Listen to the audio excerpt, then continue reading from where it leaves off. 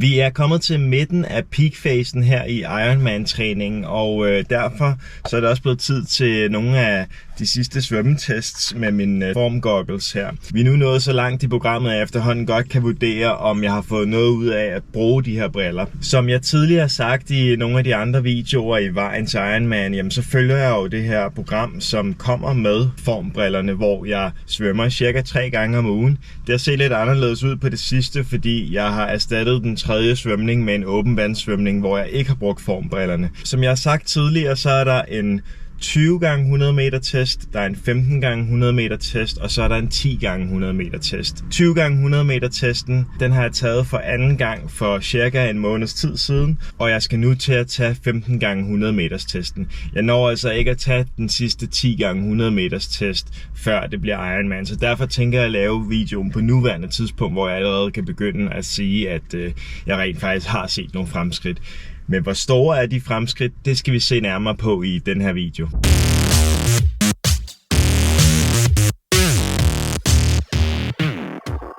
Før jeg hopper ind i svømmehallen, hvor jeg selvfølgelig ikke kan filme, der vil jeg lige kort snakke om de her briller, hvad de egentlig kan. Det fungerer sådan, at der er et display inde i brillerne her. Den her ting, der sidder herude, den laver ligesom sådan et heads-up display, så du kan se en masse gode informationer i brillen, imens du svømmer.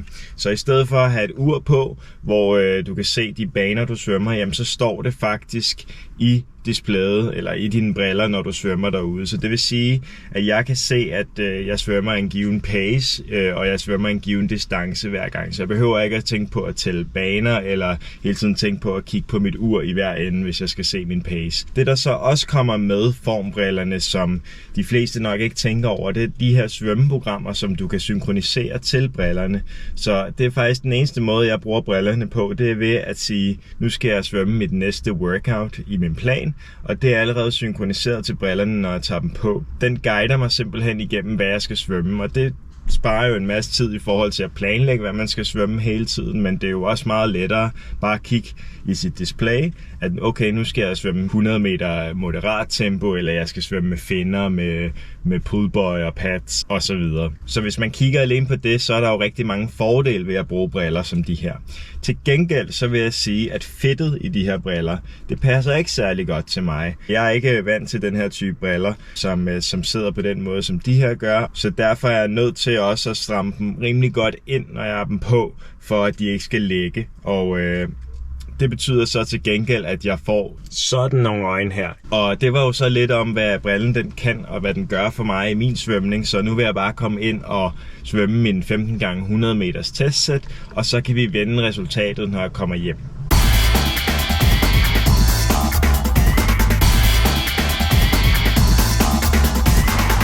Svømningen den er overstået, og nu skal jeg egentlig bare hjem, og så kan vi analysere på dataen derhjemme og se, om jeg egentlig har forbedret mig. Det var desværre sådan, at jeg havde timet det forkert, så svømmehallen lukkede kort efter jeg hoppede i. Det vil sige, at jeg nåede faktisk kun de 10 første runder ud af de 15, jeg skulle have haft af de 100 meter. Så derfor kan jeg ikke sammenligne helt med 15 gange 100 meter. Til gengæld så er jeg ret sikker på, at jeg vil kunne have holdt det samme tempo de sidste 500 meter baner. Så er jeg tilbage i sofaen på altanen her og er klar til at kigge på mine data fra min svømning i løbet af det sidste, lidt over halve år. Fordi jeg startede jo med at bruge formbrillerne tilbage i januar måned. Og jeg har faktisk fundet tilbage til den allerførste svømning, jeg lavede med de briller. Og i den, det var jo ikke nogen test, kan man sige, men jeg har alligevel svømmet 2 omgange af 4 gange 100 meter, hvor min gennemsnitspace den har været på cirka 1,56 og 1,50 i starten, fordi jeg ikke var så træt endnu.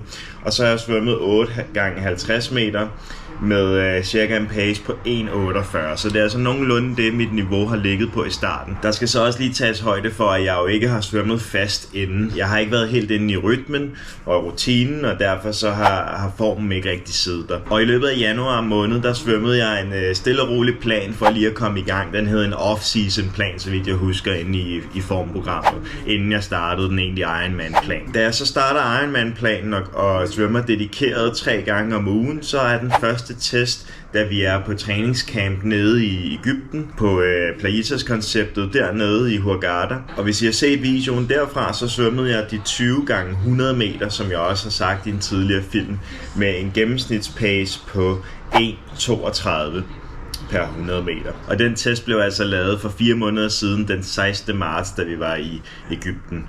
Den næste test, den blev lavet cirka en måned senere, eller faktisk præcis en måned senere, da jeg svømmede 15 gange 100 meter. Og det gjorde jeg ude i Ishøj svømmehal, som også er et 50 meter bassin, som mindede nogenlunde om det samme bassin, som vi havde i Egypten. Og der svømmede jeg en smule hurtigere. Der havde jeg forbedret mig, sådan, så jeg svømmede de 15 gange 100 meter med en pace på 1,29 per 100 meter. Hvad der er ret interessant er, at jeg svømmer næsten 10 cm kortere per stroke, altså den her average DPS, som man også kan se i form. Og det er jo ret interessant, at min stroke-længde er blevet kortere, men jeg formår altså at lave flere træk og tag med mine arme, end jeg gjorde til at starte med. Så derfor er stroke-længden faktisk mindre, end den var til at starte med. Og det er lidt interessant, fordi mange folk snakker om, at man skal maksimere stroke-længden, og det bør man nok i virkeligheden også til Ironman for eksempel, fordi det gælder om at spare så meget som muligt på energien. Men samtidig så vil jeg sige, at det føles lidt som om, jeg har fundet ind i mit rigtige svømmeflow, hvor jeg finder den stroke rate, som giver mening for mig. Og så bliver jeg nødt til lige at afbryde mig selv her, fordi der findes faktisk et udtryk for, hvor effektivt man svømmer, og det er noget, der hedder SWOLF. Det er et lidt sjovt udtryk, men det står faktisk for swim golf, så vidt jeg forstår. Giver absolut ingen mening, men det handler altså om at få et tal så lavt som muligt, så derfor er golf indenover, hvor det også handler om at få sit handicap så lavt som muligt. Men SWOLF er altså et udtryk for, hvor effektivt man svømmer, og det udregnes ved at tage det antal sekunder, du svømmer en bane på, og lægge det antal af strokes eller tag, som du har lavet på den bane til. Og det er altså et tal, som du kan sammenligne mellem alle dine baner og alle dine svømmesæt, for at se, hvor effektivt du svømmer.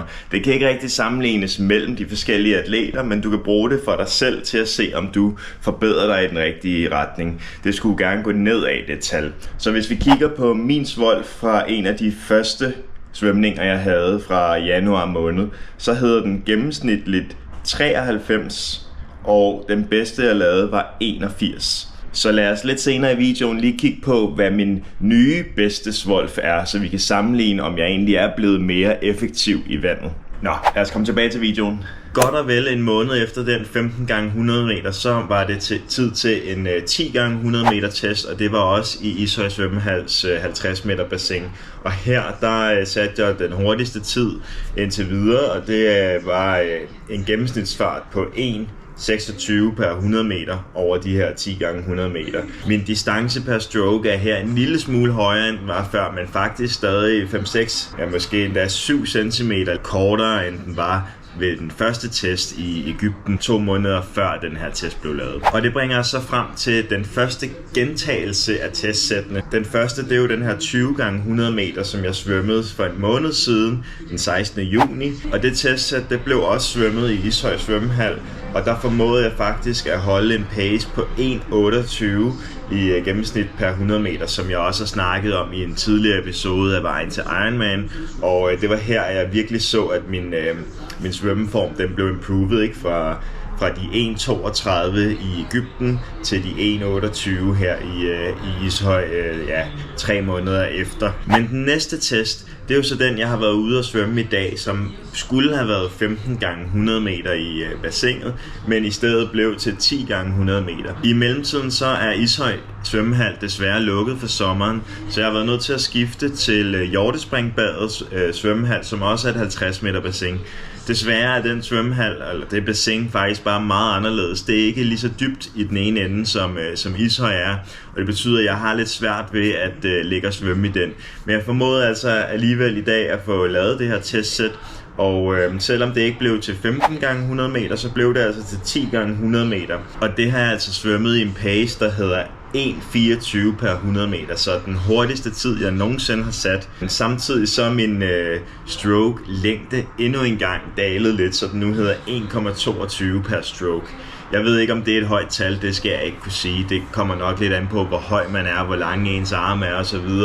Men det er i hvert fald dalet i forhold til de 31 eller 32, jeg tror den startede på ved det første testsæt i marts måned. Så hvis vi holder det resultat op mod den tidligere 10x100 meter test, som var for 2 måneder siden tilbage i maj måned, så kan vi se, at den tid faktisk er forbedret med noget, der ligner 2 sekunder per 100 meter. Det er ikke sindssygt meget, men alligevel på 2 måneder, så er det altså ret godt. Og især taget i betragtning af, at jeg faktisk havde pacet det efter at skulle svømme 15 af dem. Og jeg er ret sikker på, at jeg vil kunne holde nogenlunde samme pace på de sidste 5x100 meter, hvilket betyder, at min 15x100 meter test nok vil have heddet noget i stil med 1.25 lige ud, eller 1.24,5 eller deromkring. Så det svarer til en forbedring på cirka 5 sekunder per 100 meter på 15x100 meters testen. Og det er altså på 3-4 måneder, vi snakker om. Så hvis vi kigger over hele året, så er jeg jo gået fra i januar 1.50 pace cirka, til i dag at have svømmet 1.24 per 100 meter. Så det er en ret stor forbedring. Og så fremtids jeg tilbage igen, og vi skulle lige se på, om jeg var blevet mere effektiv i min svømning ved at kigge på det her Zwollf-nummer. Så jeg har taget Zwollfen fra en af de seneste svømninger, jeg lavede i sidste uge, og der har jeg en average over 3.200 meter på 78, så det er jo en del lavere end nogle 90, som det var i januar måned. Og min bedste Zwollf er altså 68, og det er jo alt sammen lavet i 50 meter pools. Så man må sige, at det tal er blevet lavere, og derfor kan vi sige, at jeg svømmer mere effektivt, end jeg gjorde i starten. Så jeg er både blevet hurtigere, men altså også mere effektiv, og det er på trods af, at min svømmelængde per tag faktisk er blevet en lille smule mindre, end den var i starten. Men det er selvfølgelig ikke kun på grund af, at det er formbriller, der har været med til at gøre det her. Jeg tror, at langt den største årsag til, at jeg har forbedret min svømning på den måde, som jeg har, det er, at jeg kontinuerligt har svømmet hele vejen igennem året. Cirka 2-3 gange om ugen. Så den regelmæssige svømning har gjort, at jeg stille og roligt har forbedret mig. Så det tror jeg ville have gjort, uanset om det var formbriller eller et svømmehold, jeg svømmede på. Det, der har været super fedt med lige nøjagtigt formbrillerne, er, at jeg har kunne følge den her plan, uden at skulle tænke på, at jeg skulle svømme på et bestemt tidspunkt, fordi det var der, mit hold skulle svømme. Jeg vidste præcis, hvad det var, jeg skulle svømme hver eneste gang, jeg trådte ned i poolen, og det har været sindssygt fedt, fordi jeg skulle slet ikke tænke på noget andet, end bare at huske, at mine briller skulle være lavet op, og så skulle jeg egentlig bare gøre det, der stod i brillerne. Så på den måde kan jeg virkelig anbefale formbrillerne til folk, som i forvejen godt kan finde ud af at svømme crawl. Du lærer som sagt ikke at svømme af at have formbrillerne på. Det skal du kunne i forvejen. Men hvis du godt kan finde ud af at svømme crawl allerede, så kan jeg helt klart anbefale, at man anskaffer sig sådan nogle, hvis man også synes, det er svært for eksempel at dukke op til regelmæssige svømmehold og så videre. Og hvis man også synes, det er svært at planlægge sin svømning. Da jeg trænede til Ironman sidste gang, der lavede jeg bare nogle tilfældige svømmepas, hvor jeg lavede nogle 500 meters intervaller, nogle gange med pullboy, nogle gange med pads, med finner og så videre. Og jeg fik ikke rigtig trænet det, som jeg egentlig burde med teknikken og så videre. Jeg har selvfølgelig også gået på et svømmehold til at starte med for at lære at svømme crawl overhovedet. Men der var man bundet af at skulle dukke op i svømmehallen mandag aften klokken 9 hver eneste uge. Og det var i sig selv hårdt at komme op mandag aften i svømmehallen. Så jeg vil helt klart anbefale formbrillerne til dig, som har svært ved at få det til at hænge sammen med de svømmehold, der ellers er. Den sidste ting, jeg vil sige, det er, at al den her data, som jeg snakker om her i forbindelse med min svømning, det er jo også noget data, som ikke havde været tilgængeligt på samme måde, hvis jeg ikke havde brugt formbrillerne. Og det er jo fordi, at når jeg logger det på uret, så kan jeg rigtig nok se de forskellige intervaller og sådan noget, jeg har svømmet, men jeg vil ikke kunne se, hvad det bliver holdt op imod. Altså når jeg svømmer 10x100 meter test og 20x100 meter test, så skal jeg selv sidde og rode igennem dataen for at finde ud af det. Men her i Forms app, som jeg viser screenshots af på skærmen, der kan man altså se direkte, at det er sådan her, jeg har svømmet på det her tidspunkt, og det kan man så holde op mod sine andre svømninger. Så det er meget let at finde ud af, om det egentlig går den rigtige vej for svømningen. Hvis du er interesseret i meget mere omkring formbrillerne, og ikke endnu har set min tidligere afsnit af Vejen til Ironman, så kan jeg klart anbefale, at du lige går op i hjørnet heroppe bør det være, og ser nogle af de videoer, hvor jeg tidligere har svømmet med brillerne og lavet de her testsæt. Jeg synes egentlig, det er et ret godt produkt. Jeg er på ingen måde affilieret med Form overhovedet, så det skal ikke ses som reklame på nogen måde det her. Det er bare min ærlige mening om produktet. Som sagt, det eneste negative, som jeg kan finde omkring det, det er selvfølgelig en ting, som er prisen. Det er jo ret peberede briller, men hvis man holder det op mod for eksempel prisen for at gå på svømmehold og triathlonhold, og samtidig tænker ind, at det giver lidt mere frihed, jamen så synes jeg faktisk ikke, at det er så gal en pris igen. Den anden ting, det er fedtet på mine øjne. Det passer ikke så godt, og jeg ved også, at det ikke passer så godt på Rikkes øjne, som også har en lille smule problemer med dem en gang imellem. Så det er de ting, som vil trække ned i regnskabet fra min side af, men jeg synes klart, at de positive sider ved de her briller, de opvejer de negative, så jeg kan klart anbefale dem herfra, hvis du kan svømme i forvejen.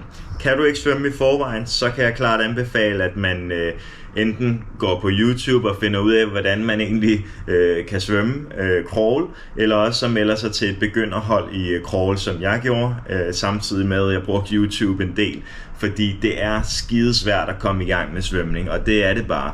Men på et tidspunkt, så skal det nok komme, og så snart man er inde i flowet, jamen så gælder det bare om at blive ved, så kommer sekunderne stille og roligt på dine omgangstider. Med de ord sagt, så vil jeg bare lige sige tak, fordi du så med, og hvis du synes det her content, det var noget du kunne bruge, så gå lige ned og subscribe til kanalen, giv videoen et like, så bliver jeg rigtig glad, fordi det kan jeg jo bruge til at vide, at det jeg laver rent faktisk giver mening for jer derude.